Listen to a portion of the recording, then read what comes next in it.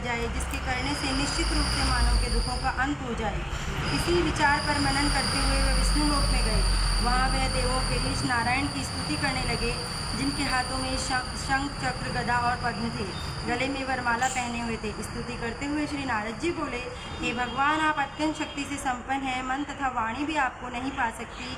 आपका आदि, मध्य तथा अंत नहीं है। निर्गुण स्वरूप सृष्टि के कारण भक्तों के दुख को दूर करने वाले हैं। आपको मेरा नमस्कार है। नारद जी की स्तुति सुन विष्णु भगवान बोले, हे मुनिश्रेष्ठ, आपके मन में क्या बात है? आप किस काम के लिए पधारे हैं, उसे निसंकोच कहो। इस पर नारद मुनि बोले कि मृत्युलोक में अनेक योनियों में जन्मे मनुष्य अपने कर्मों के द्वारा अनेक दुखों से दुखी हो रहे हैं। हे नाथ, आप मुझ पर दया रखते हैं तो बताइए कि वो मनुष्य थोड़े प्रयास से ही अपने दुखों से कैसे छुटकारा पा सकते हैं।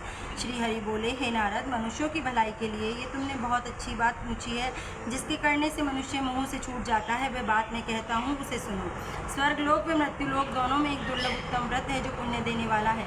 आज प्रेमवश होकर मैं उसे तुमसे कहता हूँ। श्री सत्यनारायण भगवान का यह व्रत अच्छी तरह विधान पूर्वक करके मनुष्य तुरंत ही वहाँ सुख भोग कर मरने पर मोक्ष पाता है। श्री हरि के वचन सुन नारद जी बोले, उस व्रत का फल क्या है और उसका विधान क्या है? यह व्रत किसने किया था? इस व्रत को किस दिन करना चाहिए? सभी कुछ विस्तार से बताएं। नारद जी की बात सुनकर श्री हरि बोले, दुख व शोक को दूर करने वाला, यह सभी स्थानों पर विजय दिलाने वाला है। मानव को भक्ति व श्रद्धा के साथ शाम को श्री सत्यनारायण जी की पूजा धर्मपरायण होकर ब्राह्मणों व बंधुओं के साथ करनी चाहिए। भक्ति भाव से ही नैवेद्य, केले का फल, घी, दूध और गेहूं का आटा सवाया ले। गेहूं के स्थान पर साठी का आटा, शक्कर तथा गुड़ लेकर वह सभी भक्षण योग्य पदार्थों को मिलाकर भगवान का भोग लगाएं। ब्राह्मणों सहित बंधु बांधवों को भी भोजन कराएं। उसके बाद स्वयं भोजन करें। भजन कीर्तन के साथ भगवान की भक्ति में लीन हो जाएं। इस तरह सत्यनारायण भगवान का यह व्रत करने पर मनुष्य सारी इच्छाएं निश्चित रूप से पूरी होती हैं। इस कली काल अर्थात कलयुग में मृत्युलोक में मोक्ष का यही सरल उपाय बताया गया है।